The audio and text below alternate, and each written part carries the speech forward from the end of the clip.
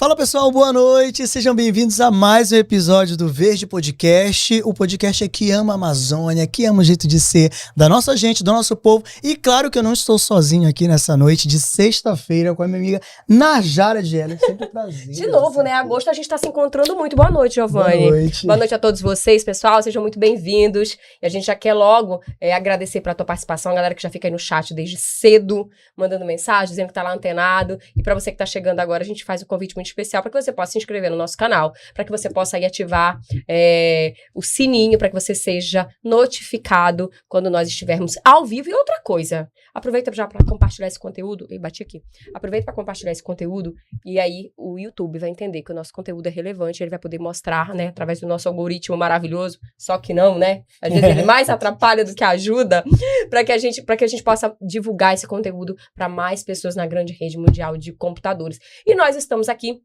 graças aí a mantenedores incríveis, lembrando que o Verde Podcast, ele é produzido pela agência APAMA, então um super abraço. Parabéns pra APAMA. A APAMA essa semana que completou 2 anos, tá? A agência é uma bebê, isso mesmo. Mas agradecer o patrocínio aí de Quincal, Logano, Impex e Tratalix, que são as empresas que acreditam no poder da comunicação, e é por isso que nós estamos aqui para falar de assunto relevante, importante, interessante para você toda sexta-feira a partir das 19 horas. Também faço o convite para você seguir a gente no Instagram, tá? @VerdePodcast.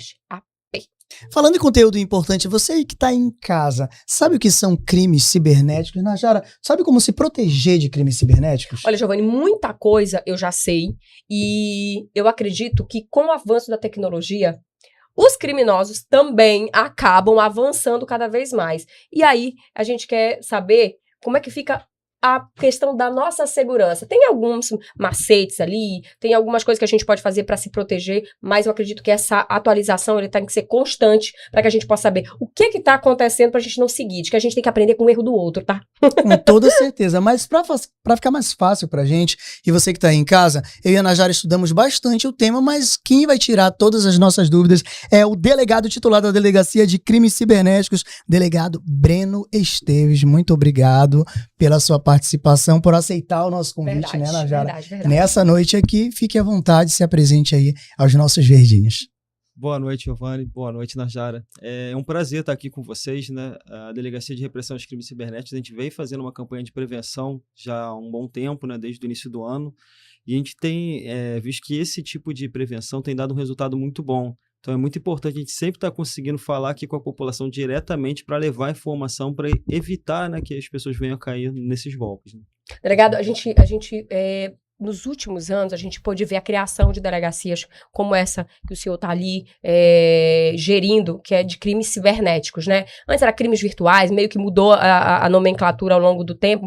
Eu queria que o senhor pudesse falar dos avanços com relação às leis para a gente chegar até a necessidade de instalar uma delegacia nas capitais, nas cidades, e a importância desse veículo, né, desse órgão que é a delegacia de crimes, que é totalmente voltado para essa questão da internet hoje em dia.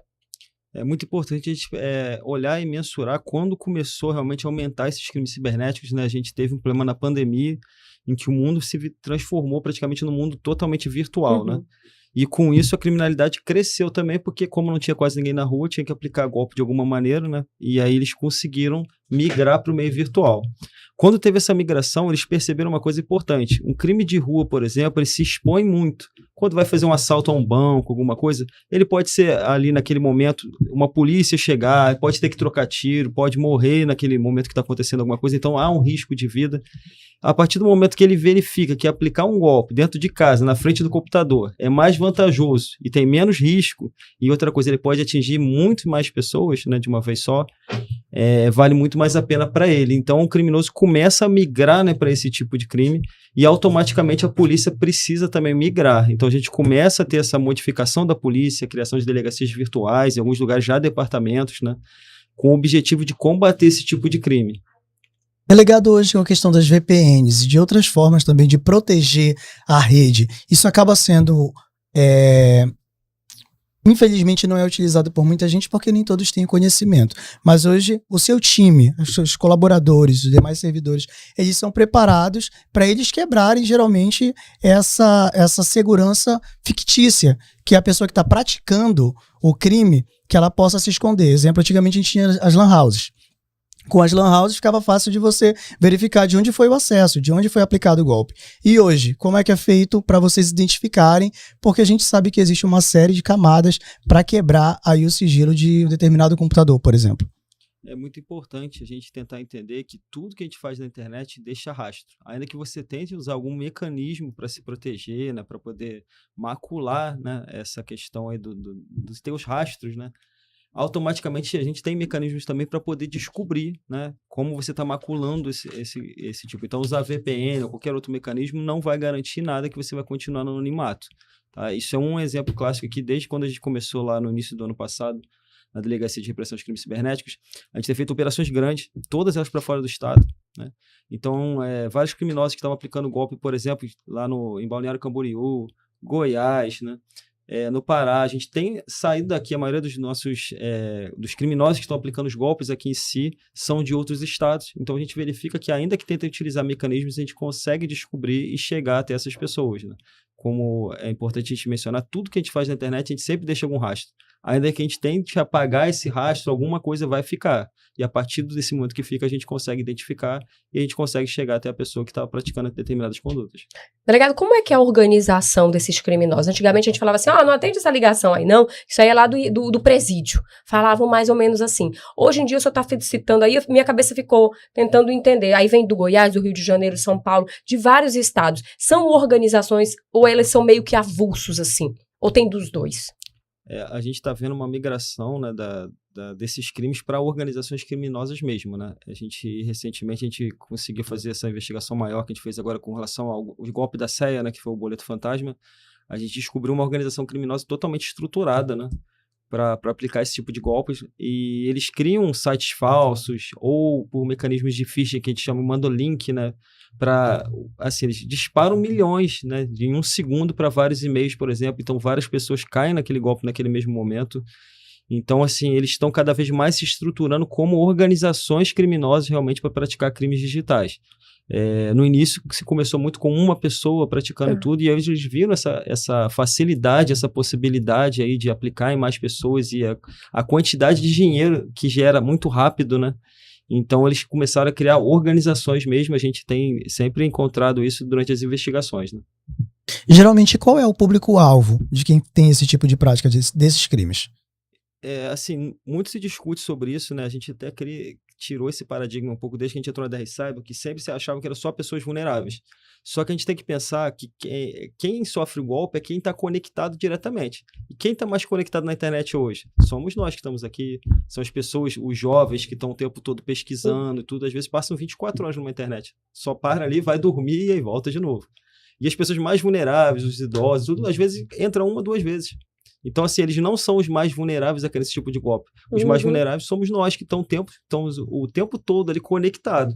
Então, em algum momento, a gente está distraído, ou a gente está resolvendo alguma coisa de filho, ou fazendo alguma coisa de casa, e a gente fica um pouco ali, a gente perde um pouco da esperteza, né? Assim, levando para um linguajar mais popular, e aí a gente acaba dando um mole, né, como as pessoas falam, e a gente acaba caindo no golpe. Então, assim, a maioria das pessoas que caem no golpe hoje, que chegam na delegacia, não são vulneráveis, são pessoas realmente que ficam conectadas o tempo todo. Então, são jovens mesmo que estão conectados à internet e por algum descuido, em algum momento determinado, acaba caindo nesse golpe.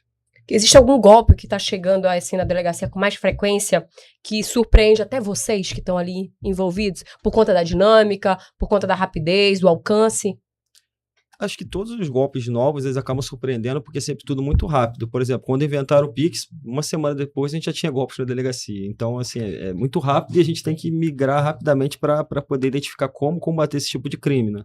Então, assim, não surpreende a gente de uma maneira, mas a gente já fica assim, temos que aprender a combater esse tipo de golpe, que é um golpe novo.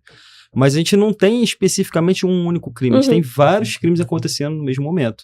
Os criminosos estão usando muito da engenharia social, né, da maneira como eles descobrem os dados das pessoas e conseguem convencê-las, né, de repente, a entregar uma senha ou clicar num link que eles acessam o celular da pessoa, invadem o celular e começam a entrar nas contas de banco e tudo. Então a gente não tem mais um golpe característico, são vários golpes que estão no momento acontecendo e sendo usados sempre de engenharia social. Vamos falar dessa engenharia social para ficar bem claro, para que todo mundo possa entender como é que funciona e o que é. Engenharia social nada mais é a forma, né, como o criminoso vai utilizar para convencer a pessoa a fazer alguma coisa. Então, assim, é bom a gente sempre utilizar palavras assim do dia a dia para todo mundo entender. É a lábia que ele vai utilizar para poder você cair fazer o que ele quer. Então, por exemplo, se ele sabe que você tem um processo, que é o que acontece muito, um processo em andamento, ele vai entrar, vai descobrir qual é o processo, vai verificar a numeração, dados, quem é o advogado do processo, e aí ele vai entrar em contato com a pessoa, falando como se fosse uma pessoa do tribunal, ou como se fosse um promotor, ou o próprio advogado, às vezes eles fazem isso.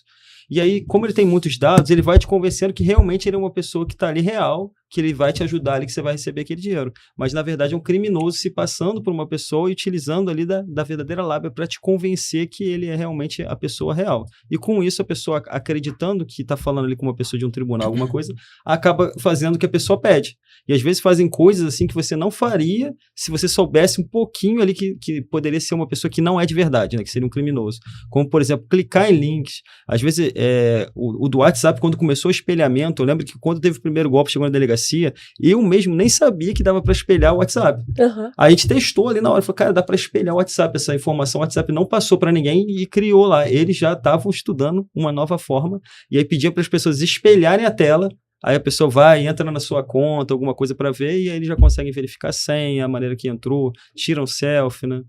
Então, assim, eles estão sempre estudando os mecanismos novos que são implantados, seja por uma rede social, alguma coisa, para poder aplicar um golpe. Esse do espelhamento do WhatsApp, que foi lá no final de dezembro, mais ou menos, que ele começou realmente assim, muito forte, foi algo até que surpreendeu a gente, porque a gente não sabia que tinha essa função no WhatsApp, né? Que é uma função até ruim para gente que está no dia a dia espelhar uma tela nossa, né? Eu não vejo nenhuma função útil para isso. Só explica pra gente, delegado, peraí. Espelha como? Não é aquela que a gente vai do WhatsApp web, não, né? Não. Não é você essa. Pega o seu celular, por exemplo, imagine que eu liguei para você, Ok. E aí você atende. E aí você vai poder clicar na sua tela de espelhamento e eu vou poder ver o que você está fazendo no teu celular. Antigamente se usava o TeamView para computador. Agora. Então, para celular, seria uma novidade do WhatsApp. Isso não era possível. Antigamente a gente conseguia falar somente com o outro pela chamada de vídeo. Agora não. Se eu, por exemplo, você me ligou, aí eu quero mostrar para você, sei lá, como funciona um aplicativo. Certo. Eu vou espelhar a minha tela e aí você vai ver tudo que eu estou fazendo na minha tela. E aí pense o seguinte, uma pessoa que acha que realmente vai receber um dinheiro, alguma coisa, que acredita que aquela pessoa ali é uma pessoa real mesmo de um tribunal, alguma coisa, pede para espelhar, eu vou espelhar aqui para poder passar o dinheiro para sua conta. A pessoa ali naqueles segundos ali que ela fica um pouco boba, tá fazendo alguma coisa em casa, tá falando com o filho, alguma coisa, ela acaba espelhando e quando vê. E aí dá para entrar na senha do banco, você vai entrando, se você vai espelhar, e agora alguns aplicativos de banco já ficaram espertos com isso, né? E não tão mais quando você vai clicar a senha, já fica o asterisco ali, não aparece no espelhamento. Mas antes de acontecer, alguns golpes foram feitos dessa maneira. Clicava a senha ali e a pessoa ia vendo a senha que você estava colocando.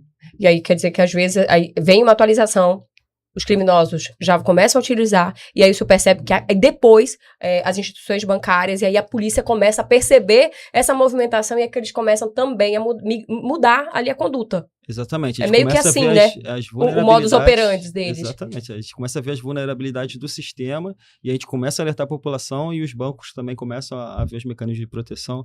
Isso é uma coisa que o Banco Central tem feito muito, né? Ele tem criado mecanismos para tentar ajudar, né, o cidadão a se proteger desses golpes.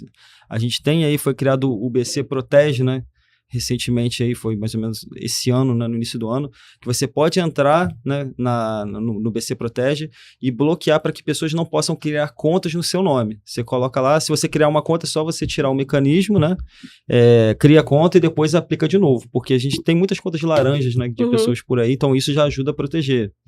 O MED, né, do Pix também é um mecanismo importante que foi atualizado, esse MED 2.0, né, que o Banco Central criou para poder evitar de quando você cai num golpe, você ter a chance de ter o ressarcimento. Agora protege, se eu não me engano, acho que até 5 camadas, 5 contas que o dinheiro vai passando. Certo. Porque quando cai um golpe desse, eles já vão transferindo rapidamente para sair. Então, se você sofrer um golpe, se você aplicar logo o MED, né, pelo seu aplicativo ou ir no banco tentar logo, há grande chance de você conseguir recuperar o valor que você perdeu.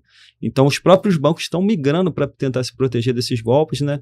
Então, assim, está acontecendo algo que é novo para o meio cibernético, que é a iniciativa privada, junto com a iniciativa pública, começarem a tentar criar mecanismos de proteção para que o próprio cidadão evite de cair nesses golpes, né? É porque é tudo muito rápido, né? E meio que intuitivo, tu vai lá, acredita. Eu imagino hoje em dia, a gente tem uma lei de proteção a dados. Mas a gente sabe que existem falhas no meio desse caminho. Que apesar... Em todo lugar você digita seu CPF, em todo lugar você digita seu e-mail. Então, quando você percebe que sua caixa de e-mail está lotada de coisa, você percebe que o seu WhatsApp está em vários lugares. Hoje em dia, a gente precisava, delegado, na sua visão, proteger mais esses dados. Eu acredito que os dados, eles já saíram do controle, né? Porque a gente tem a percepção que eu tenho, eu nem sou da área. Esses dados acho que já é a percepção de todo mundo. Não só os dados comuns, que a gente tem muito vazamento de dados, né? E esses dados são vendidos na Dark Web, e isso daí acaba até dados mais sensíveis. Então, assim, a gente não tem muito controle sobre os dados em si, né? O que a gente tem que criar são mecanismos de prevenção para que esses dados não virem contra a gente. O que a gente não pode fazer, que a gente sempre indica muito, principalmente quem tem filho, quem tudo, é tomar muito cuidado com as nossas redes sociais. Rede social aberta é um prato feito ali para um criminoso começar a verificar o que você faz, da tua vida, para depois utilizar aquilo contra você numa engenharia social, provavelmente. E aí, às vezes, nem é contra você, às vezes é contra um filho seu, ou contra a mãe. Vai utilizar aqueles dados que está verificando ali para depois tentar aplicar o golpe em alguém. Então, tudo que a gente posta, a gente tem que tomar muito cuidado, né? Então, assim, a gente tem filho, por exemplo, vai postar fotos do filho, é meio ruim, pode virar contra você depois, podem utilizar essas fotos, né, utilizar dados, porque a maioria das pessoas tem muito essa questão, depois, principalmente da pandemia, de tudo que faz postar na internet. Vai numa academia, leva o filho na escola, você vai criando um rastro de tudo que você faz, e se um criminoso está querendo aplicar um golpe, ou está querendo até praticar um crime de rua contra você, ele sabe tudo, teu caminho ali, tudo que você está fazendo, né? Então, é muito importante a gente ter essa consciência, né? Às vezes leva um tempo para que a gente consiga colocar isso na cabeça das pessoas em si, até da gente mesmo, né? A gente tem essa maneira de postar alguma coisa. E, então, é importante que a gente tenha essa consciência de tudo que a gente posta, né? Pode ser uma exposição que depois pode virar contra você mesmo na aplicação de um golpe. Ainda na temática de engenharia social, eu acho que hoje, se a gente for observar, há 5, 6 anos atrás, a preocupação era na Surface Web e a gente tinha basicamente informações que eram relevantes e que os pais ficavam de olho, tinha como monitorar. Hoje tem aplicativos, mas eu acho que uma consideração que a gente precisa colocar é que já não tem tanta preocupação com a Deep Web, com a Dark Web, porque hoje você tem uma forma de perder o controle até mesmo com o Discord. Tem muitos adolescentes, crianças que estão utilizando o Discord, que estão trocando informações com adultos, não fazem ideia de quem são aquilo, que eu acho que entra no que você falou, que o senhor falou quanto à questão de engenharia social. Por quê? Porque a pessoa vai estudar todo o caso, criar, a Najara citou inclusive um caso desses, que cria-se com uma pessoa que ela conhece, que cria-se um vínculo com a pessoa, onde você fica meses conquistando a confiança da pessoa até aplicar o golpe, que acaba perdendo muita grana nesse processo, né? Sim, é importante até, como você falou agora com relação às crianças, que a gente teve uma atualização agora do ECA Digital, né? Que vai trazer mais mecanismos de proteção aí com relação à criança, né? Porque antes a proteção ficava totalmente integral no que o pai e a mãe estavam controlando ali, né? Agora não, tem responsabilidade para as próprias empresas, né, que oferecem serviço, que ela tem que ter uma forma de controlar isso melhor. Inclusive, se for menor de 16 anos, tem que ter acesso dos pais também aos aplicativos. Então a gente vai criando mecanismos para poder ajudar, né, nessa questão do controle nesses meios sociais, né? Pai e mãe, a gente mudou muito, né? Esses dias eu tava vendo na internet que a forma de criar filho mudou. Antigamente, você era presente, você via ali o que seu filho estava fazendo, ele estava brincando, não tinha muita coisa para fazer. Eu venho, sei lá, a minha geração, talvez a geração de quem tá na casa dos 20 e poucos anos hoje em dia. Mas eu, que sou mãe de uma menina de 11 anos, parece que eu não tenho paz dentro de casa. A cada hora eu tô ali, o que tá fazendo? O que tá? Apesar de não ter nada dentro do celular, eu não tenho a tranquilidade de que não está acontecendo nada. Então, é um processo de ficar verificando o WhatsApp o tempo inteiro, né? Enfim, a Helena teve acesso a telefone mais cedo por conta... meu casamento se desfez, ela precisava falar com o pai dela, então, por conta disso, ela teve um aparelho, né? E aí, aquilo digital entrou antes da hora que eu imaginava que precisava. E com tudo isso, eu percebo que ela sabe de muito mais coisa do que eu, entendeu? E ela fica lá, e eu não consigo ter acesso a tudo. Por mais que eu tente, doutor, eu não consigo ter acesso a tudo. Eu fico imaginando que a gente passa o dia inteiro fora, tu trabalha, tu corre para um lado e para o outro, e você percebe uma vulnerabilidade muito grande, porque eles são tão ardilosos que eles conseguem ali criar realmente uma intimidade, você tem que esconder, você não pode ver, e aí você tem uma criança que tá dentro de casa, que você imagina que tá segura, que tá dentro de um quarto, né, que tá ali junto com a sua família, mas que ela tá correndo risco, inúmeros riscos, na verdade, né? Não, sim, é importante essa atualização que teve, porque agora as próprias empresas eles são obrigadas a notificar as autoridades quando vê conteúdo de material de abuso ou aliciamento. Então, isso vai trazer, assim, é óbvio que leva um tempo para ser implementado isso, né? A gente está nessa fase agora. Mas isso vai trazer uma responsabilidade para a empresa também que oferece esse tipo de serviço. Então, por exemplo, se tem um aplicativo, aquele aplicativo está funcionando, que antigamente só você controlava o celular dela que está acontecendo, não. Agora a empresa tem a obrigação de controlar e verificar se tem material ali com relação àquela criança que ela não pode estar vendo ou adolescente. Então, isso ajuda também, né? A gente vai começar... como a gente está falando, a gente vai evoluindo, né? Na verdade, essa questão dos crimes cibernéticos, do mundo digital, ela, se a gente for parar para pensar, ela é bem recente, né? A gente fala em 20 anos para trás, a gente tinha um outro mundo. Sim. Então, assim, é tudo muito rápido. A gente está aí, por exemplo, no mundo da IA agora, e a IA começou no final de 2022 para o início de 2023. Só tem 3 anos. E olha o que uma IA faz hoje, né? Como ela está ajudando até nos golpes. Então, é muito rápido essa evolução. E aí, quando ela vai evoluindo, a gente tem que evoluir também como sociedade, né? Seja pela iniciativa privada e pública junto, no caminho de se prevenir, né? do malefício que pode acontecer, né? Falando ainda, o senhor colocou essa questão de evolução. O crime cibernético está ficando mais sofisticado, está ficando mais robusto. O senhor considera que a sociedade está conseguindo acompanhar, bora tirar pela sociedade amapaense, do conhecimento que vocês têm dos casos hoje na delegacia. As pessoas estão conseguindo acompanhar quanto a se proteger ou não? Os crimes estão bem avançados e parece que as pessoas ainda estão desligadas, caindo em golpes que às vezes é mínimo. Então, a gente observou um movimento, né, desde que a gente começou a campanha de prevenção, acho que, se eu não me engano, foi exatamente em dezembro, né, do ano passado. E a gente verificou que a gente diminuiu mais ou menos aí lá na Delegacia de Repressão dos Crimes Cibernéticos em torno de 20 a 20 e poucos por cento, né, de 20 a 22 de registros de BOs com relação a crimes cibernéticos. E se comparar o ano anterior, no mesmo período, a gente teve um aumento de 45%. Então, a gente começou a verificar que a gente começou a levar informação, né, para a população e aí começou a cair. Então, assim, e a tendência é sempre de aumentar. No Brasil inteiro está aumentando e a gente aqui no estado está diminuindo. Então, assim, a informação, né, eu acho que é o mais importante. É a chave, né, doutor? É a chave. Lá a gente está com a política de todo mês, né? Eu vou até a TV, a gente faz programa ao vivo e tudo, explica qual golpe que estou vendo ali vai acontecer, como se proteger e tudo. E a gente está vendo que está dando um resultado. As pessoas estão mais antenadas, doutor? Eu acho que sim. Que tá, ela precisa de informação, né? Porque como o golpe vira rápido, né? Amanhã já tem um golpe novo e ela não sabe o que está acontecendo, a pessoa acaba caindo. A partir do momento que começa toda hora na televisão, fala que está acontecendo tal golpe, você já pelo menos sabe, pô, se um advogado me ligar, eu vou ficar já desconfiado. Agora, quando o advogado te ligava antes, sem você saber que tem um golpe sobre isso, você acaba ficando vulnerável e acaba caindo.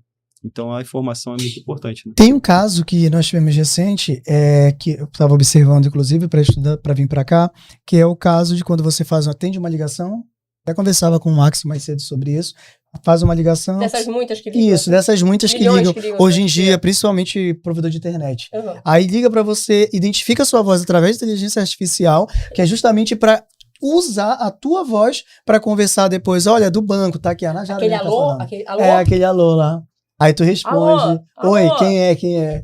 É isso mesmo? É exatamente isso. A IA, nosso problema com a IA agora, né? Os novos golpes vão começar a cada vez ficar mais fortes com relação à imagem.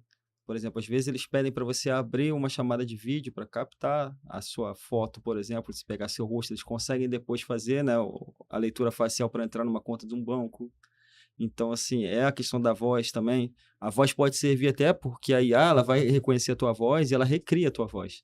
Então, se for aplicar um golpe, por exemplo, na mãe da senhora ou no pai, vai ligar e vai parecer que é você que está falando com eles. Então, assim, a gente tem essa questão aí da IA avançando muito, né? Inclusive, é uma preocupação da própria IA, né? A gente teve recentemente um bloqueio lá americano com relação à nova versão do Cloud, porque eles estão verificando que está atacando, né, internamente, né, a própria IA está atacando vulnerabilidade de alguns provedores, né? Na verdade, ela ataca porque ela vê a vulnerabilidade e acaba sendo um teste, né? Mas se for utilizado a IA de maneira reversa, aí, né, em vez de ser utilizado porque é o correto que está acontecendo no mundo, a gente vai ter infinitos golpes novos aí acontecendo, como esses golpes que a gente chama aí de deepfake, né? Que criar, né, rostos e tudo, isso vai ficar cada vez mais comum. OpenIA, por exemplo, agora tem um prazo, né, para eles responderem, justamente porque a IA conseguiu quebrar a própria segurança. Eles parece que desconectaram, se não me engano, da internet, e ele conseguiu ainda buscar mecanismos para burlar isso. Então a gente vê que acaba que tudo que se temia dos filmes de ficção científica, Exterminador do Futuro, basicamente está acontecendo algo muito... Só não tem as máquinas ainda. Ainda não tem. Estamos Mas a inteligência... Vamos dar um jeito nisso antes das máquinas chegarem, por favor. Vamos pegar os robôs das fábricas lá da China e fazer... Esse é o meu medo. Esse é o meu medo. Eu tenho uma pergunta, doutor, que é o seguinte. Cai num golpe pelo Pix, a pessoa se passou, acabei perdendo dinheiro. Eu devo procurar primeiro o banco ou a delegacia? O que vem primeiro? Primeiro que você deve fazer, se for um golpe de Pix, é tentar acionar o mecanismo do MED. Imagina o seguinte, acabei de cair num golpe nesse momento. Desliguei o telefone e falei, caraca, caí num golpe. O que eu vou fazer? Eu vou tentar, se meu aplicativo, se meu celular não foi invadido, eu vou tentar por ele mesmo, eu vou entrar e tem o botão do MED, né, que a gente faz a contestação. Vamos fazer ao vivo aqui. Vamos fazer aqui, bora pegar aqui uma conta. Tem um botão do MED, eu nunca fiz, vamos lá. Aí vai ter provavelmente contestar, aí o Pix aí... Vamos ver aqui, já vamos fazer ao vivo pra gente mostrar. Tá, entrei na minha conta aqui, aí eu vou pra onde? Pix? Não, onde que é? Pix, aí vai ter contestar Pix aí provavelmente. Pix, extrato, cobrança, informar golpe ou fraude. Exatamente. Acredito que seja aqui, eu tô no Banco do Brasil. Mecanismo especial de devolução MED, olha. Exatamente. Achei aqui, ó. Dá pra mostrar, Cato? Vamos ver aqui, olha só, rapidinho. Como é rápido, você consegue já na mesma hora fazer já consegui fazer isso aqui, ó. Deixa eu ver se o Cato consegue mostrar aqui pro pessoal. Gente, entrei. Isso aqui é a conta do Brasil, do Banco do Brasil. Aí, eu fiz aqui, eu entrei Tá aparecendo teu saldo aí, não? Não tá. E eles iam chorar. Olha só. Tá rindo? Ó, não, pronto. Eu vou aqui, aí eu vou consultar contestação ou informar golpe ou fraude. Aí eu vou informar golpe, certo?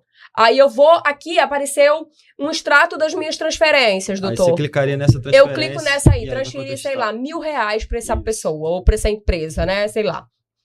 E a partir daí, ele é meio que intuitivo. Isso, aí você vai clicar, o banco vai bloquear essa transferência até ele verificar realmente se foi um golpe ou não. Aí a partir do momento que você vai registrar um BO, ele vai te dar um prazo para poder devolver esse dinheiro. Às vezes, se verificar que é um golpe, logo devolve mais rápido, mas ele te devolve e falou se ele conseguir bloquear. Que interessante. Então, isso assim, a primeira coisa, cair num golpe Pix, é o MED. Tem outra alternativa, porque as pessoas estão clicando muito em links, então às vezes o celular vai contaminar. O que você deve fazer? Desliga o celular, desconecta ele da internet, vai até um banco ou liga para o seu gerente, se você tiver de outro celular, para pedir para fazer esse mecanismo especial de devolução. Entendi. Mas se seu celular foi contaminado, já não mexe de maneira porque não vai ter muito resultado. Mesmo com a Apple fazendo tanto de segurança, hoje em dia a gente pode... Porque assim, a grande massa da população, grande parte dessa população utiliza Apple. Antigamente ninguém podia entrar nesse telefone. Hoje em dia já não podemos fazer isso. O problema não é isso. O problema é que quando eles fazem essa engenharia social, às vezes com alguma coisa, eles mandam algum link para você, alguma coisa que você vai lá e clica. Certo. Aí quando acontece isso, instala um malware dentro do seu celular. E aí esse malware pode ter várias funções. Ou pode ser só para pegar informações que você vai discar, você vai clicar em cima e aí vai aparecer. Pode ser informações para ele realmente mexer aí dentro, ele vai instalar um programa e vai começar a mexer. Então, assim, a partir do momento que seu celular está contaminado, desconecta ele da internet, liga e vai até o banco para bloquear. E qualquer outra informação que você tiver, cartão, tudo bloqueia tudo, porque ele vai ter acesso a tudo e ele pode estar utilizando. Então, pronto, clicou num link, vamos por etapas, doutor. Clicou num link, percebeu que foi um golpe, já desconecta. Você sai aqui do 3G, você não entra nenhuma, desconecta do Wi-Fi, desliga o celular. Isso. E aí vai cancelar tudo que você tem, porque ele pode ter acesso a tudo. Então é melhor que você cancele tudo, verifica no banco se teve desconto em conta para fazer o MED e tudo. Depois que você acabar de fazer isso tudo, o que acontece? Como o seu celular aí, ele tá bloqueado, leva esse celular até uma delegacia, que aí vai ser aberto, porque a gente também tem que tomar cuidado com o seguinte, uma coisa que acontece muito na delegacia, a pessoa caiu num golpe, ela fica desesperada, ela quer bloquear a pessoa, apagar a informação, só que quando você faz isso, você está pagando todo o rastro que a gente pode ter para depois ir atrás da pessoa. Então, assim, as provas não podem ser jogadas fora. Cai num golpe, foi um celular normal, só que fez o Pix, porque eu fiz o Pix errado, meu celular não está contaminado, deixa aquela conversa ali, depois você vai tirar print, né? A gente vai levar até a delegacia, vai fazer a extração, porque a gente precisa desses elementos, precisa do número de telefone, a conta que foi, são esses elementos que vai fazer com que a gente consiga iniciar a investigação para descobrir quem realmente invadiu ali e para onde, né, foi o valor, né, dessa transferência. Então é muito importante que as pessoas tenham consciência disso. Não apagar provas. Não apagar, porque fica meio que agoniado ali, bloqueia a pessoa, exclui tudo. Isso acontece muito. Aí, eu já excluí, doutor, eu queria me livrar daquele problema. Aí a gente só vai ter a transferência. A gente tem que fazer o rastreio financeiro, que às vezes é utilizado em nome de inúmeros terceiros e é bem difícil fazer a investigação somente com isso. E pelo telefone a gente poderia ter acesso à pessoa que conectou o telefone e falou com ele como um golpista. Você consegue rastrear, né, doutor? Isso sabendo quem foram os envolvidos. Mas e no caso da pessoa laranja? Porque hoje é muito fácil criar contas, por exemplo, em bancos digitais com dados simples. É muito fácil de criar hoje em dia, até porque você tem lá o gerador de CPF automático. Gerou um CPF, coloca com o teu nome. Então, eu já consigo fazer isso. Acho que é só o doutor, você tá conversando aqui com o doutor. Tem como gerar um CPF? Sim. Gerador de CPF, gerador de CNPJ, tem site hoje para isso. Então, mas é importante, é por isso que eu falei com vocês no início, o BC protege. Porque ele pode pegar o teu CPF e tentar criar uma conta, se tá bloqueado no Banco Central, ele não consegue.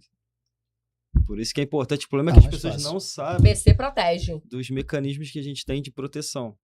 O BC Protege, ele é excelente, porque ele não tem como criar uma conta no seu nome. Você vai conseguir criar uma conta no seu nome se você for lá e destravar ele. Aí você, imagina o seguinte, eu botei o BC Protege, eu não quero abrir conta nenhuma. Aí passou 2 anos, eu quero abrir uma conta em tal banco. O que eu tenho que fazer para isso? Se eu for lá na agência, eu não consigo abrir. Certo. Eu vou ter que entrar no BC Protege, tirar a chave lá para desbloquear. Aí eu vou até o banco, crio a conta e quando eu voltar, ou eu posso botar automático para ele em 2 dias, 1 dia ele bloquear, ou eu mesmo vou lá automático e bloqueio novamente para ninguém abrir uma conta no meu nome. Esse mecanismo é justamente para poder, essa questão dos CPFs aí que são de terceiros, gerados. Isso. A gente tem CPF até de pessoas que morreram que estão criando coisas, então... Gente. Mas nesse caso se criaram aqui no meu nome, no nome da Najara, de fato, a conta laranja. A gente não estava ciente, criaram uma conta. Quem se responsabiliza pela conta do laranja? O que seria uma conta laranja nesse caso? Seria uma conta de um nome de um terceiro que não sabe, né? Que não sabe que aquilo realmente está no nome dele. Ou a gente também tem aquele terceiro, que a gente fala laranja também, que inclusive entrou até no código como estelionato, que é aquele que aceita emprestar conta. Esse já é considerado um criminoso. Tá? A gente tem um artigo para isso. Tem muita gente que fala assim, eu tô precisando de dinheiro. Vou passar aí 10 mil reais na tua conta, tu fica 400 reais aí para tu. A pessoa pode não saber que é um dinheiro ilícito, mas tu tá emprestando a tua conta, senão você deve fazer, vai entrar como, vai responder um crime. Tá? Que loucura, adorei. Isso acontece muito. Isso acontece muito. A gente tem o tempo todo. Então, gente, você tem que ter cuidado até para quem você empresta a sua conta, porque senão você vai responder sobre isso. Olha, a gente já teve um caso que a gente fez uma prisão em flagrante que eu fiquei impressionado como o cara usou engenharia social com os amigos dele. Ele virou para os amigos dele, estava num bar, ele era um golpista, né? E aí falou para os amigos dele que ele precisava fazer um Pix de R$1.000, só que o Banco do Brasil, na época, estava travando, só podia fazer um limite diário. E aí ele recebia R$2, R$3, precisava passar para o filho, ou para alguma coisa assim. E aí os amigos estavam bebendo com ele no bar, falaram, tu só precisa da conta, então tá bom. E aí prestou a conta, o dinheiro, assim, a gente conseguiu descobrir, porque teve uma investigação toda, e a gente realmente verificou que ele pegou R$1.000, foi pra conta. Imagina que ele fosse meu amigo, eu passei R$1.000 pra ele pegou R$1.000 e passou pra você. Ok. Você era minha conta de destino. Repare-se que ele não sabe de nada, ele é meu amigo que tá bebendo no bar. Ok. E a gente chegou neles, e quando a gente chegou neles, caraca, e assim, o criminoso usou dos melhores amigos para usar as contas dele. E nesse caso, eles não praticaram o crime porque eles não sabiam, no caso, né? E eles não emprestaram a conta de propósito. A gente sempre tem o crime quando a pessoa realmente sabe que vai passar um dinheiro, vai ficar com valor e empresta a conta mesmo assim. Tipo, não é emprestar só para passar o dinheiro como esse caso. Tem gente que, assim, aceita por um valor ali. É o que mais tem. Pessoas que estão mais desesperadas com dinheiro e tudo, e aceita por valores baixos. Por valores baixos.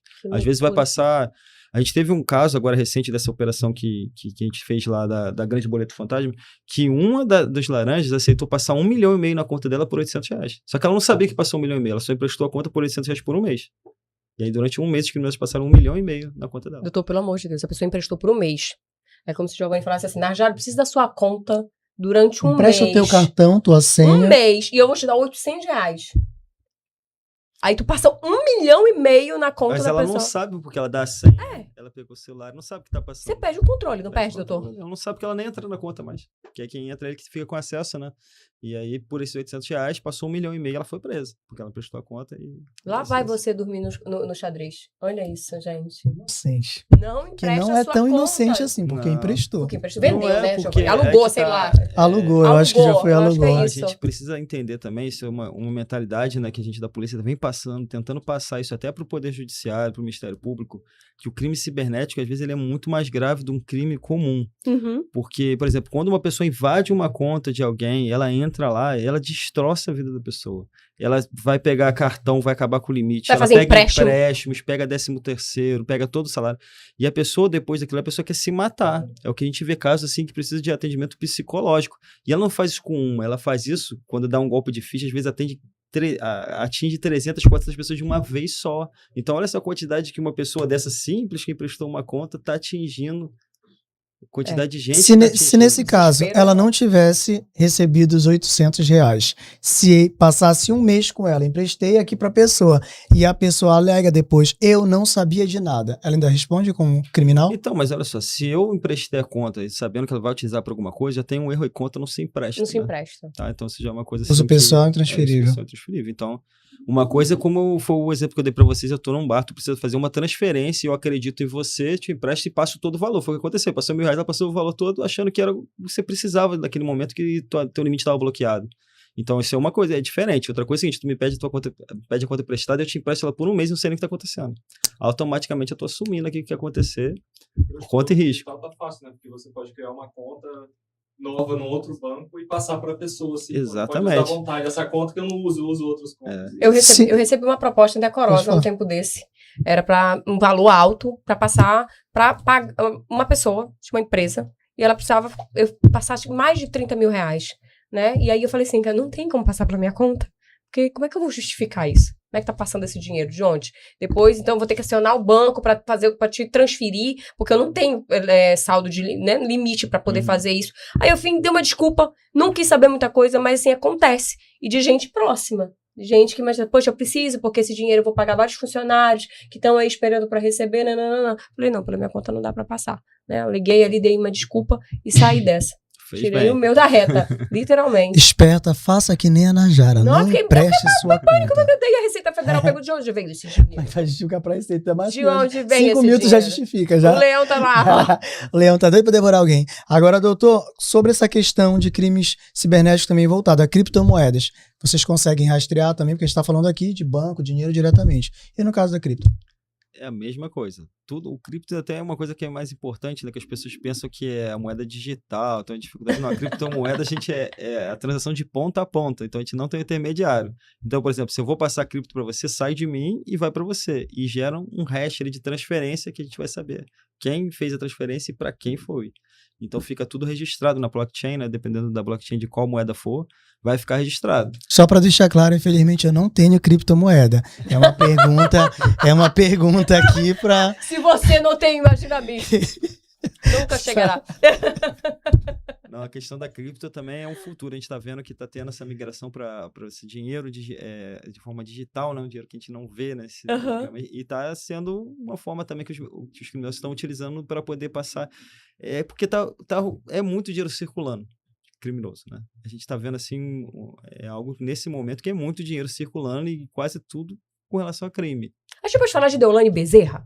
O caso da Deolane ali que recebeu. Geralmente a polêmica vinha por aqui. A polêmica geralmente você que serve. Mas assim, Deolane recebia um monte de dinheiro e acabava lavando esse dinheiro ali. Lógico, a gente não vai entrar nas nuances, nem nas minúcias a respeito disso. Mas assim, doutor, ela estava lavando dinheiro ali para uma organização criminosa, conscientemente. E a gente vê, quando o senhor fala de volume de dinheiro, isso acontece muito. Porque você imagina, pega ali uma pessoa que está precisando, e aí você começa a viver daquilo, o dinheiro vai entrando.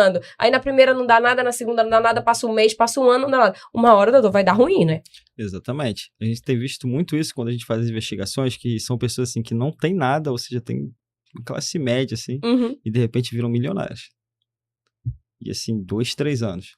Aí você vê a quantidade de golpe, a quantidade de forma que ele utiliza para circular esse dinheiro, porque não é fácil circular o dinheiros altos. Porque os bancos bloqueiam. Então a gente tem essa questão aí de intermediários de pagamento que também estão sendo muito investigadas, né? A gente está com essa questão da regulamentação e agora que tá melhor um pouco. Então é muito dinheiro circulando para lá e para cá e automaticamente uma pessoa que entra nesse meio acaba sendo utilizada para lavar dinheiro, uma coisa, e aí vai responder criminalmente, né? Então que ela foi presa e está respondendo ao processo. Eu tenho uma questão que eu acho que ela é muito básica, doutor. Eu já recebi, por exemplo, R$450, chegou de uma pessoa. E aí fiquei com aquele dinheiro lá, falei, bom, uma hora vai acontecer alguma coisa. E aconteceu. O banco entrou em contato comigo. E, na verdade, não. O banco cedeu o meu contato pra pessoa. E aí a pessoa me mandou uma mensagem, eu fui transferir o dinheiro. É seu dinheiro? Então tá aqui. Não, eu mandei errado, mandar pra minha conta. Eu não posso ficar com o dinheiro de um Pix, doutor, que não é meu, que não foi endereçado a mim. E tem gente que pensa que é tipo, não, chegou na minha conta, está na minha conta, vou logo transferir pra outra conta. Já vou transferir pra outra pessoa, não sei, não vi, não tem como, a pessoa que nega ali. O que vai acontecer, doutor? É crime. Exatamente, apropriação, né? O dinheiro não é seu. Então a gente tem um crime específico para isso. Isso é muito comum, porque o Pix, você digita um número errado, principalmente com o CPF, acontece muito, né? O CPF, o CNPJ. É mais difícil quando é e-mail, com uma chave fixa, né? Mas quando é CPF, tu digitou um número errado, às vezes você digita correndo ali e vai acontecer. Isso é muito comum, chegar na delegacia, a gente entra em contato com a pessoa e informa, foi feito o Pix errado, a vítima tá aqui, só transferir de volta. Eu não sabia que poderia. Não, pois é, mas eu sei porque o banco cedeu meu contato pra essa pessoa, que eu não conhecia quem era. Eu não sabia que poderia, por exemplo, eu fiz... Ele não pode devolver, porque foi um Pix errado, não foi proveniente de golpe. Quando é proveniente de golpe, ele pode interceder. Sim. Nesse caso, como foi errado, ele identificou que foi errado, ele entra em contato com a pessoa que recebeu e informa, essa pessoa aqui, na verdade, fez um Pix errado. Nesse caso, o correto é fazer a devolução. Nesse caso, eu fiz, não conheço a Najara, fiz o Pix pra ela, então, foi errado. 20 mil ali. Aí chegou 20 mil, uau! Eu posso ir na delegacia, então, e fazer uma denúncia dizendo, entrei em contato com a Najara, dei um jeito, o banco me passou o contato. Não recebi nada. Não recebi nada, mas tá lá, foi pra Najara. Eu posso denunciar? Você pode denunciar e pode procurar a delegacia também, como é um valor, por exemplo, de 20 mil, já é um valor mais alto, eu recebi 20 mil. Entrar em contato comigo, o que eu posso fazer? Eu vou até a delegacia, registro um BO e peço para o próprio investigador ligar para aquela pessoa e identificar se realmente ela é uma pessoa normal, porque a gente tem os dados ali, não criminoso que recebeu um valor e está passando golpe para tentar voltar para ele. Entendi. Você vai até a delegacia, que o investigador vai entrar em contato, porque às vezes você já joga lá e vê o nome do cara, o cara tem 300 BO de estelionato, tu já sabe que ele está aplicando algum golpe. E aí esse valor não tem que voltar para ele. Então isso pode ajudar a descobrir onde é que está o criminoso. Pense o seguinte, eu quero dar um golpe, quero utilizar a tua conta. Vou dar um golpe, sei lá, de 50 mil. Aí que eu pego, já sei teus dados, imagina que eu sei. Eu vou lá e transfiro 50 mil para tua conta proveniente de um golpe de uma outra pessoa. Tem um golpe de alguém que chegou 50 mil para você. E aí eu te ligo e falo, fiz o Pix errado, me manda de volta. Na verdade, não fui eu que fiz para você, foi uma pessoa que recebeu, que passou para ele. Então, é sempre importante, principalmente quando tem valores altos, né? A gente procura uma delegacia, pede para confirmar que se teve realmente um Pix errado e tudo, é sempre importante. Se foi um erro, se foi intencional, né, doutor? E aí, se a pessoa, doutor, por acaso, ali no afã da rápida riqueza, né? Com 50 mil, com 20 mil, gastei o dinheiro, doutor, o que vai acontecer com essa pessoa? Não, vou logo gastar aqui porque chegou na minha conta. O dinheiro não é seu, né? Então, automaticamente você está apropriando que é algo que não é seu. Você recebeu licitamente, ele chegou na sua conta, mas você está se apropriando dele de maneira ilegal. Tá? Vai responder? Vai responder por crime. Apropriação de débito. Ainda, a gente falou muito de banco, mas e a pessoa que perdeu, por exemplo, o WhatsApp? Perdi meu WhatsApp, estão aplicando golpe com o meu WhatsApp. Então, nesses casos, a gente tem vários mecanismos, né, do próprio WhatsApp, né, quando é Facebook, do próprio Facebook, que você entra para fazer os procedimentos para você recuperar, né, a sua conta, né? Em último caso, não consigo, ele fez alguma coisa que não consigo, procura a delegacia que a gente consegue entrar, fazer um contato direto com o Facebook ou com o WhatsApp para justamente você reaver a sua conta. E aí, a partir do momento que você vai reaver a sua conta, já vai parar esse tipo de golpe, né, a ser aplicado. Porque é muito comum, ele geralmente pega um WhatsApp e aí começa a tentar dar um golpe nas pessoas da família próxima, naquele que a pessoa tem. Isso, mas nesse caso, alguém caiu nesse golpe, foi com o meu número. Essa pessoa vai ter que entrar e fazer um BO para a gente poder verificar quem utilizou esse WhatsApp para aplicar o golpe, né? Quem que roubou esse WhatsApp, né, teoricamente. E aí a gente vai tentar identificar essa pessoa para poder verificar qual foi o criminoso que praticou isso, né? Com relação à rede social, muita gente tem perdido conta, são contas, né, acaba roubando ali, derrubando a conta, doutor, acaba desembocando também na delegacia esse tipo de ocorrência? Acaba sim, mas é algo que o próprio cidadão ele tem que entender que ele pode fazer isso e vai ser muito mais rápido. Porque, assim, como está aumentando essa questão dos crimes cibernéticos, a delegacia ela acaba ficando muito abarrotada. Sim. Então vai chegar um caso desse que perdeu a conta, que a gente sabe que dá para a pessoa resolver, a gente vai mostrar para a pessoa como faz certo. E vai ver se ela consegue recuperar a conta. Porque não dá para, por exemplo, a gente estava com 300 pessoas tomando golpe da SEA. O que era mais importante? Com certeza. A rede social. Então a gente vai ter que priorizar algumas coisas assim. Às vezes, a gente trabalha lá, por exemplo, com matemática com relação a abuso sexual infantil, né? Então, quando chega algo disso, a gente já bota como prioridade também, né? Uma das nossas prioridades lá na delegacia. Então, a gente tem alguns temas que são muito sensíveis ou quando atinge uma parte grande da população, a gente tem que agir mais rápido. Certo. E já que o senhor tocou no assunto, essa questão hoje em dia das crianças e desses crimes de abuso sexual, de pedofilia, a delegacia de crimes, ela acaba contribuindo ou ela acaba encabeçando aí essas investigações a respeito? Todos os que são feito isso no meio virtual é a nossa atribuição. Certo. Quando não é feito no meio virtual, é a atribuição da DERCA, né? Certo. Que tem a delegacia específica. Então, quando a gente está envolvido com qualquer coisa que tenha acontecido na internet, seja armazenamento de foto, produção, né, envio, isso vem tudo para a nossa delegacia. E a gente tem... Esse é um tipo de crime que é o inverso do que a gente está fazendo no outro, com relação aos crimes normais de fraude, a gente está conseguindo diminuir aqui no estado. Esse tipo de golpe com relação à criança e adolescente, esse material de abuso, está aumentando. Quanto mais a gente procura, mais a gente vê que está aumentando. Eu não sei qual é o motivo, o porquê que está acontecendo isso, né? Mas a gente tem tido muito, assim... Se eu ficar procurando, eu vou ter material o tempo todo para trabalhar com isso, porque é muita quantidade mesmo de pessoas armazenando. E assim... É algo que até assusta a gente um pouco. Quando a gente vai fazer uma operação, a gente descobre que tem conteúdo no celular, a gente vai, pede uma busca, chega na casa da pessoa e vai. Às vezes é um adolescente que está armazenando foto, ou uma pessoa bem nova, de 20 e poucos anos, e a gente verifica que a família toda não sabe que aquela pessoa faz isso. E aí quando descobre, toma aquele susto, né? Porque é algo assustador mesmo. Realmente isso é algo que assusta a gente que trabalha com isso no dia a dia, né? Então, assim, é algo que tem aumentado muito. A gente combate isso com muito afinco, a gente está fazendo uma operação junto com a Polícia Federal, já teve 3 operações já seguidas, né, dessa infância Tucuju que a gente sempre faz junto, mas mesmo assim a gente verifica que está tendo um aumento desse tipo de crime. A série Adolescência, inclusive, ela retratou muito isso. Eu lembro quando saiu, foi colocado muito essa questão de até onde vai o controle que os pais têm sobre uma criança, sobre um adolescente dentro de casa, sobre o que ele utiliza, que a gente encontra muito a dificuldade. Outra pergunta que eu queria fazer para o senhor é referente justamente a esses crimes que podem acontecer, trazendo também para criança e adolescente. O que pode facilitar? Quais são os cuidados mínimos que os pais precisam ter, como a Najara bem colocou? Ela tem uma criança em casa, mas ela fica monitorando o celular da criança. E se ela sabe que se ela deixar o celular ali, ela vai ter problema mais tarde. Então, hoje, muitos problemas estão sendo, como o senhor bem colocou, a família entra e vai descobrir que é um adolescente que está com o celular. Está praticando um crime ali, mas é um adolescente. Mas não deixa de ser um crime. Como é que os pais podem reagir? Sim. Os responsáveis? Sim, é importante também a gente também deixar bem claro com relação à questão do... Quando o adolescente pratica uma conduta dessa, ele não pratica um crime, ele pratica um ato infracional, né? Porque o ECA vai tratar isso de maneira diferente, ele não vai responder pelo Código Penal pelas penas, né? Ele vai ser tratado, ele pode ficar preso no máximo de 1 a 3 anos, né? Na verdade, não é nem preso, é a apreensão deles, né? Então, aí já é uma maneira diferente, porque, por exemplo, quando a gente aprende um menor, a gente leva ele para o MP, é feito um tratamento diferente, então é uma outra, né, sistemática, né, de como funciona.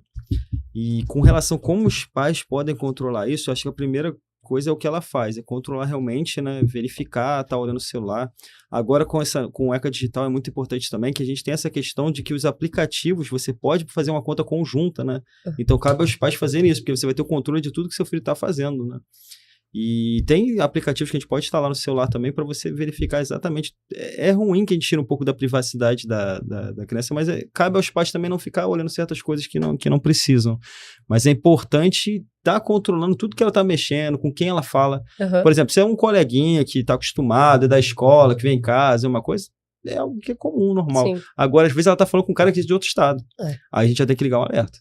Né? Eu acho verificar que o Roblox, ele foi e a Lei Felca, ela veio para dar um pouco mais de sossego para os pais. Isso era algo que realmente, assim, ela tinha o Roblox, eu tenho o Family Link, que é uma forma de estar monitorando, então ela tem um tempo, é 1h30 por dia, né? E eu vou monitorar, eu preciso fazer um trabalho, preciso pesquisar alguma coisa, eu vou lá, dou meia hora, dou 40 minutos para fazer uma pesquisa, para fazer alguma coisa, né? Porque a vida mudou. Antigamente eu pesquisava de outra forma. Hoje em dia, infelizmente, as coisas mudaram.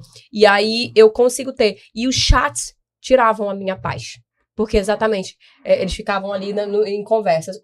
Eu aprendi a bloquear uma época o chat do Roblox. E aí, hoje em dia, sem chat, eu acho que é a melhor forma, a melhor coisa que tem. E eu monitoro desse ponto que ela não tem nenhum tipo de aplicativo que tenha chat. Onde tem chat, não tem. Ela não tem agora nenhum aplicativo no celular porque ela tá em aula. Nas férias eu consigo, ela tem mais liberdade. Mas foi a forma que eu consegui de ter um pouco mais de tranquilidade. Né? Você tá estudando, você faz piano, você faz vôlei, você faz um monte de coisa, né? Tem um monte de atividade extracurricular. Então eu falei, não tem necessidade de você tá querendo ocupar o seu tempo. Se você estuda, tem contraturno, tem um monte de coisa pra fazer. Então, não tem aplicativo durante as aulas. Nas férias, eu deixo mais. Mas, assim, não vou te dizer que isso foi rápido, tá, Giovanni? Pra quem tá assistindo. Ah, foi rápido. Não. Foi muita tentativa, erro. A gente erra e acerta. Já aconteceu de pegar conversa de grupo. Enfim, porque eu sou mãe, mas não sou perfeita. E a gente erra. Então, já peguei conversa que não deveria ter. Já tirei de grupo. Já afastei de amizade que não deveria. Eu acredito, doutor, que é meio que uma busca ativa, né? Exatamente. Se passar o dia inteiro fora de casa, nos traz muitas preocupações. Sim. E a forma que eu tenho é realmente na busca ativa. Eu não posso confiar.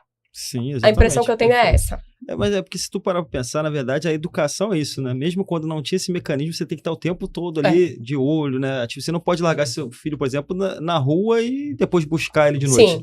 Então, só mudou a forma da educação, né? Agora a gente tem que ter um controle maior no mundo virtual, que tá mais perigoso, às vezes, Que do tá que mais o mundo da perigoso. rua. Até porque agora desses como é que chama? Não são desafios, né? São desafios. Hoje eu vi, acredito que ontem, eu não sei se essa notícia é nova. Eu, na verdade, eu só vi metade da notícia porque me estarreceu de uma forma, né? Que uma moça utilizando o Discord acabou ali, né? Cometendo um ato horrível. A Mag tá ali, deve ter ouvido também, né, Mag? Então, uma coisa horrível ao vivo, pra todo mundo ver através do Discord. Então, já teve Discord. Ah, quero o Discord. Não, o Discord não vai ter.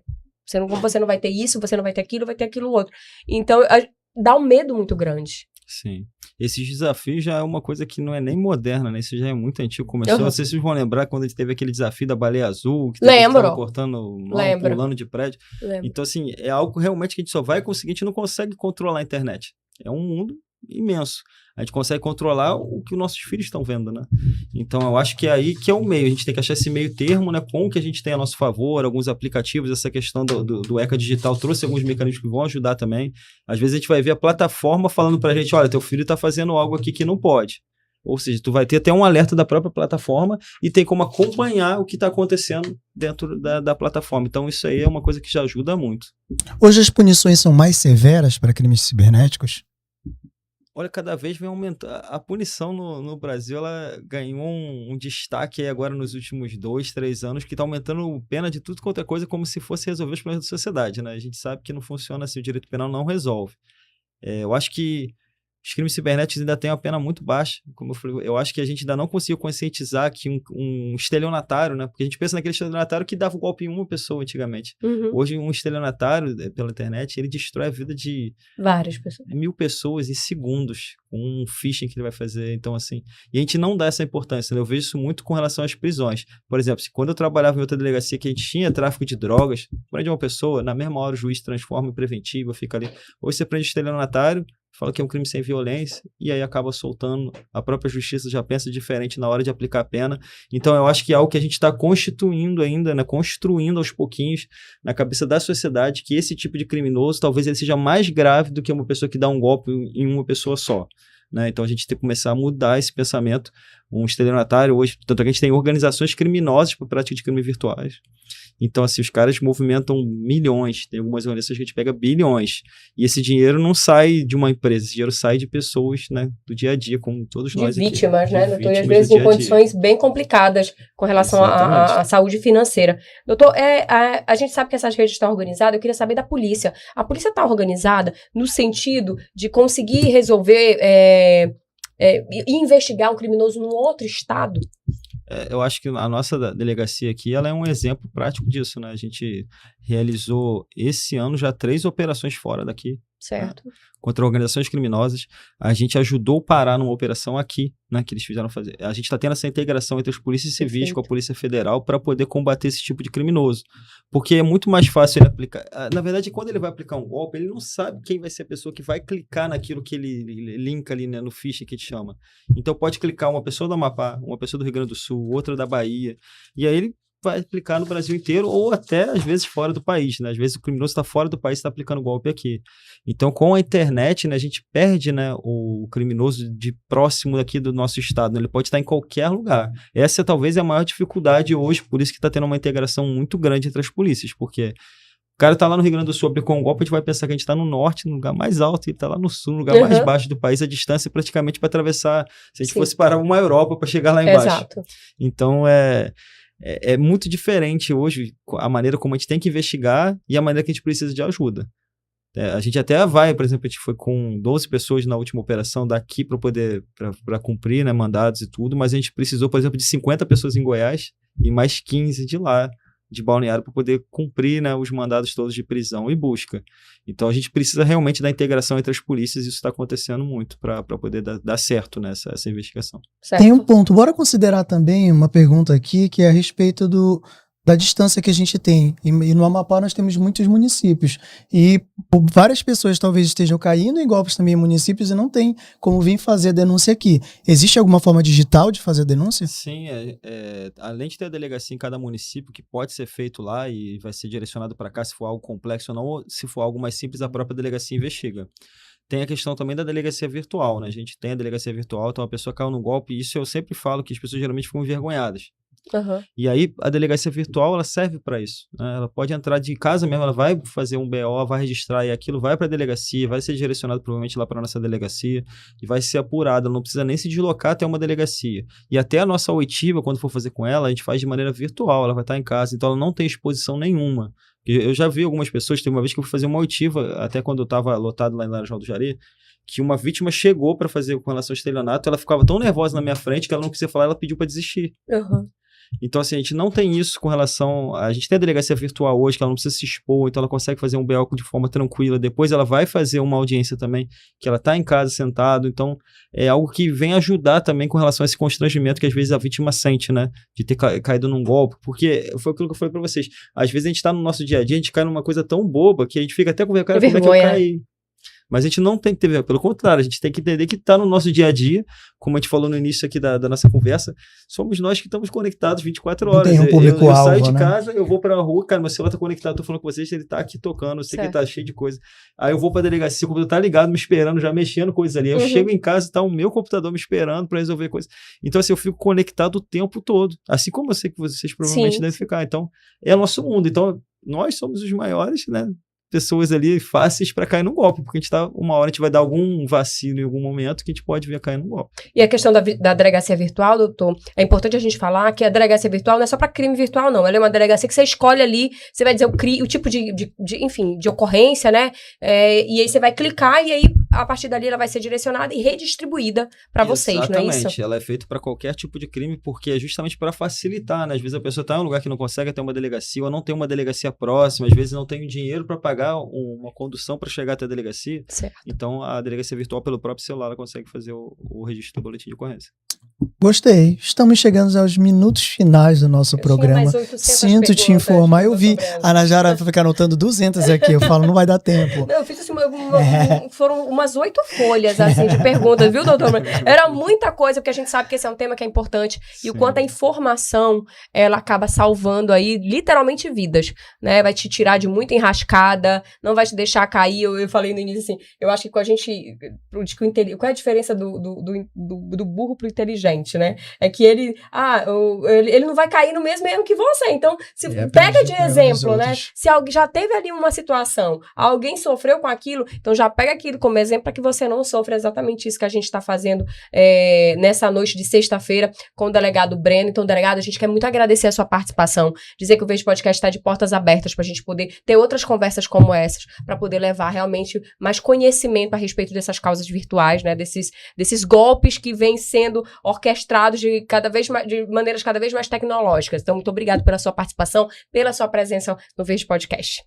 Eu que agradeço aqui a oportunidade, né? Eu sempre sou muito grato à oportunidade que a imprensa, os podcasts dão pra gente, né? E outras formas de jornalismo também, que a gente consegue levar informação para a população e aí esse resultado que a gente está tendo esse ano de diminuição de BO, e sempre aumenta, né? Uhum.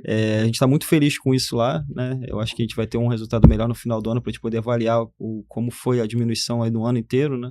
Então, esse trabalho que vocês fazem de conseguir levar informação para a população, principalmente desse tipo de golpe, é fantástico. Essa que é a palavra correta. Tá certo, doutor. Foi um prazer ter você aqui conosco. Volte sempre.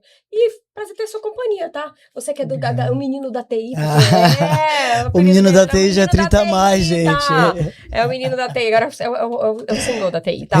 Sim, eu também fui lá caindo. Olha, o Verde Podcast fica por aqui. A gente quer muito agradecer a sua participação. Tá aqui no meio? Tá aqui. Mudou? E agora, Beto? Agora, aqui no meio. Estamos aqui. E agradecer a sua participação, agradecer a sua audiência. Dizer que sexta-feira que vem a gente tá de novo, né, GB? Com certeza. E se o podcast te ajudou muito, aproveita, pega esse link, compartilha com o máximo de pessoas que você puder, porque o programa de hoje, como a Ana Jara falou, pode salvar muitas vidas. As informações foram colocadas aqui. Manda pra mãe, pra tia, pra avó, pra vizinha, pra todo mundo. Principalmente pra família. Manda no grupo da família. Manda. Esse é importante. Beijo, gente. Tchau, tchau. Valeu.